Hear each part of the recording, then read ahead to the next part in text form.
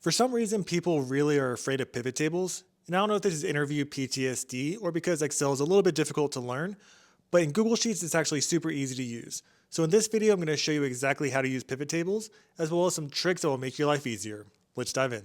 I've included a practice document so you can follow along at home. All you have to do is go down to my caption. You'll see a link for the document. It will open up a page like this. From here, all you have to do is click on Make a Copy, and you'll have an editable copy that you can play around with, and nobody else will be affected. I'm going to change copy to practice, and now we're good to go. Now the point of pivot tables is really pretty simple. You're trying to quickly aggregate values, whether it's totaling amounts, finding the percent of totals, counting, different things like that, based off of the different parameters that you put in. So we could have it based off of region, company size, we want to have just specific dates. The list goes on and on. So before you start with anything with pivot tables, you need to know your data. In column A, we have our company name. We have all of the opportunity owners in column B. And this is all of our won opportunities for our company.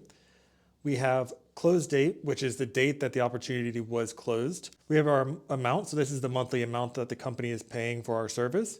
The industry for this company, the company size of the company, as well as the region. So to create a pivot table, all we're going to do is select the entire data set, go to Insert, and then select Pivot Table. Now when you select Pivot Table, there's two options. One, you can have a new sheet. So if I click Create, it will create a new sheet, and then you'll be able to edit the pivot table from there. With the other option, you can insert a pivot table in the same spreadsheet that already exists. I'll show you how to do that in a second. Now over to the right, you have your pivot table editor. And this is fairly simple to use. You can go based off of suggestions. So for example, I can click right here and it will automatically configure it. So that way we can see the region grouped by the different company types. Now, I don't actually want this, so I'm going to uncheck it. We have rows, we have columns, we have values, and we have filters. So with rows, you can drag and drop whatever field you want. So let's say I want the company size under rows. I'll drag that, and now on the rows, you'll see enterprise, mid-market, SMB. Now this differs from columns because if you have columns, it will be in the columns instead of the rows. So as you saw in the last example, you can mix and match different items based off of the rows and the columns. And you can also have multiple options in the rows as well as multiple options in columns. So for example, if I drag company size up to rows, now I'll see the breakdown of all the enterprise, the mid-market, and the SMB companies in Africa, in Asia Pacific, Europe, and so forth. Now, right now, everything is blank, and that's because we don't have any values to aggregate. And aggregate is just a fancy word for all the arithmetic that you learned in school. So max, min, addition, all that fun stuff. So I want to do amount, and I'll drag that under values. By default, if it's a number, it's going to summarize by the sum. And it's going to show as default, meaning it's going to show as the total currency. So you can see right here, we have $6,200 that closed for enterprise deals in Africa, for example. Or we had $12,650 that closed for small businesses in North America.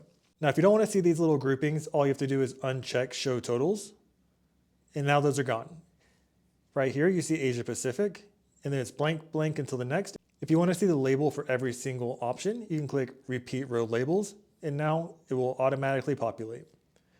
More times than not, you won't need that though. Now for the grand total, same thing. If you don't want to see the grand total, simply uncheck show totals. And now you just have that. Now for filters, you see that we have a blank filter, and that's because when I selected the data, I selected everything, and that goes past where I have data. And the reason why I do this, and in my opinion it's best practice, is because I don't want the data to get updated without me knowing and having to adjust it. So for example, if I only went down to the end of row 51, and then I wrote test, and then I put $7,000, for example, right here, the pivot table itself would only read through row 51. So anything after row 51 would not be included in that pivot table. And that's going to cause errors in your data to be incorrect. So I always go through the end of the column. It will have this blank, but that's where the filter comes in. So we can go to filter, and then we'll say whatever field we want that would make sense. We'll say the company name. And I'm going to filter by condition is not empty. So now it's only going to include the cells where the company name is not empty. So this is super important to understand the filtering though. You don't want to filter by a column where there may or may not be data for that specific field. you want to make sure you're filtering by a field that has to have data every single time. Otherwise, you could be missing out on some data that you should have. In this case, we always have to have a company name, so this makes sense.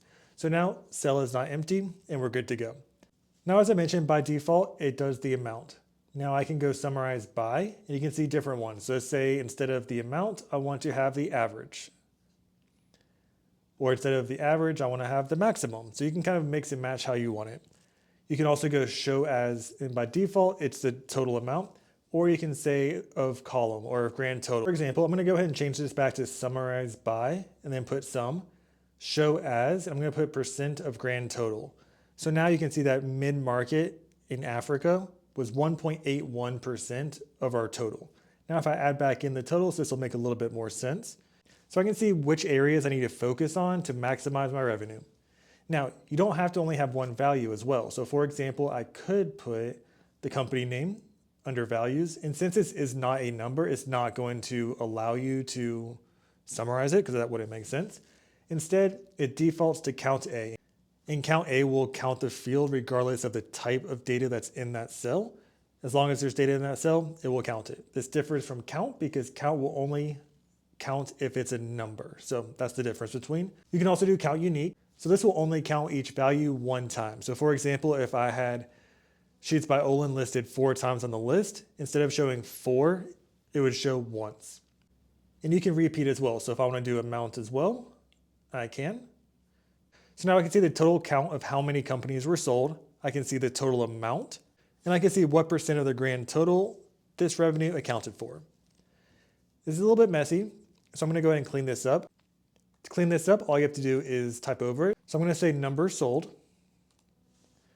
Here I'm going to say total amount, and then here I'm going to say percent of total. So now you can see that it's a little bit cleaner, and then we can go ahead and shorten this to make it even cleaner. All right, now let's say we want to go ahead and change the company size to be on the columns instead. You can do that, and as you can see here, we have the number sold, the total amount, and the percent of total for every single one of our columns. So this can get a little bit messy, especially if you have large data sets, so it's really important to be strategic about where you have your configuration. So if you have the closed dates in the columns, for example, that may not be the best option because you'll have a lot of different columns you need to look at. Now, I don't really need to see the percent of total, so I'm going to exit out of that. And now you can see it looks a little bit more manageable. And you can always select all, double click, and then it will format it a little bit more universally. All right, so that's a good little overview of pivot tables. Now we're going to have some fun with it. So I'm going to go in and select all of our range again for our data set. Go to Insert, Pivot Table. And now instead of creating a new sheet, I'm going to go into an existing sheet. I'll click these 4 little boxes to select the range. And then I'll go into our pivot table 2. And let's put this one to the right. I'll hit OK and create. So now we have the option to have a pivot table right next to the other pivot table. And you can kind of mix and match depending on what you need. Now I'm going to show you a couple of tricks and tips to be able to be even more effective. So for example, let's go ahead and put the close date under the rows. Then we're going to drag the amount under values, and we'll have the sum of the amount. So now I can see every single day how much was sold. Now this is a lot of different rows, and that's because it's going based off of the day. I don't really want to see that.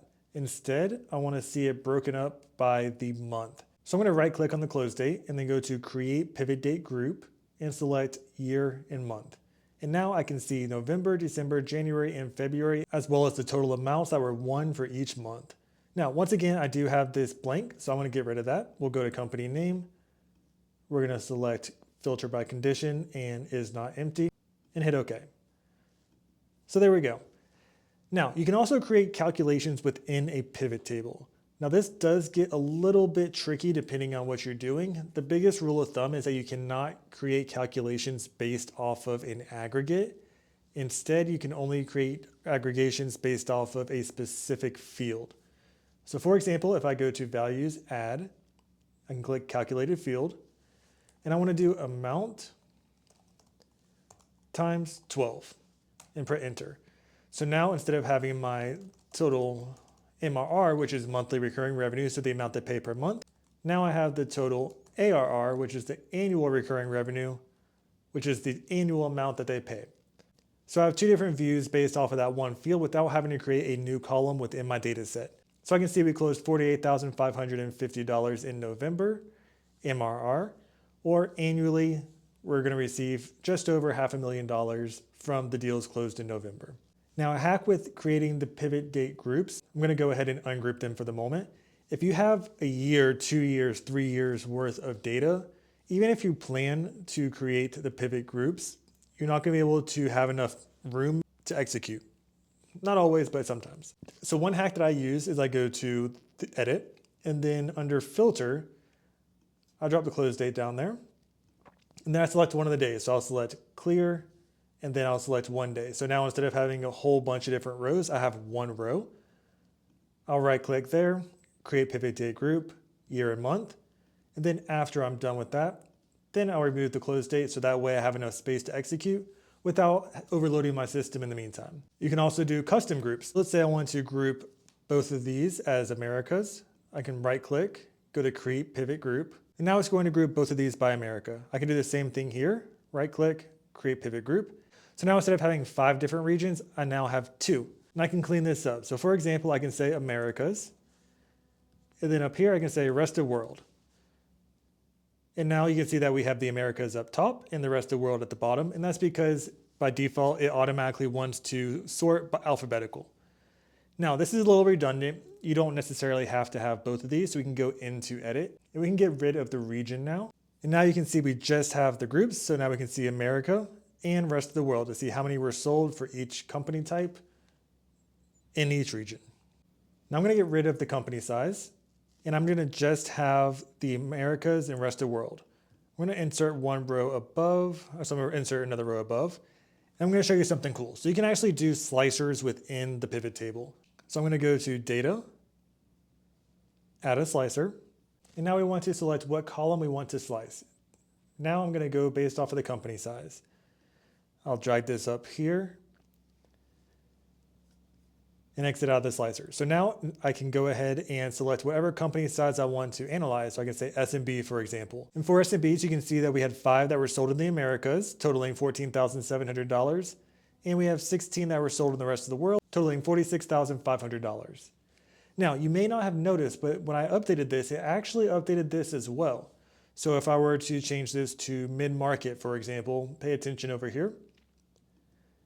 This updated. So not only did this update, but that updated. As long as both of the pivot tables are built off the same data set, they're all going to update at the same time. So you can use slicers and different tactics to kind of drill into the data in different ways. So for example, I can see what region they're at, and I can see what the month was being sold.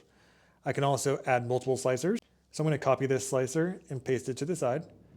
And now instead of having company size, I'm going to put industry. So I'm going to choose tech, for example. And I can see now everything that was sold as a mid-market company in the tech industry. So this is pretty cool when it comes to being able to analyze data quickly. Instead of having one data set that you're trying to look at, you can have a whole bunch of different pivot tables side by side. And you can really drill into the data using the slicers. One thing to know about slicers though, is if you have a filter, for example, if I only want to see F&B and fashion, but up here, it's not going to match up. It's going to match up with whatever is possible for the company sizes, with the actual results themselves. So if I were to say all, for example, go back here, you'll see every single industry, not just the ones that we filtered. So just keep that in mind. If you're going to filter by industry, you may not want to have the slicer. Otherwise, the industries, there's really no reason to filter by them. All a slicer is the ability to really filter these pivot tables at once in bulk without having to go back and forth within the editor. But if you have specific things like company name that's not part of the slicer, then that's going to be really good when it comes to being able to manipulate the data. Now you're well on your way to being a pivot table pro. Just like everything, practice makes perfect. So use the worksheet to come up with different combinations that you choose and really play around with it. Make sure to check out my other videos in this playlist here. Let me know if you have any questions. Don't forget to subscribe. And as always, like and comment for more.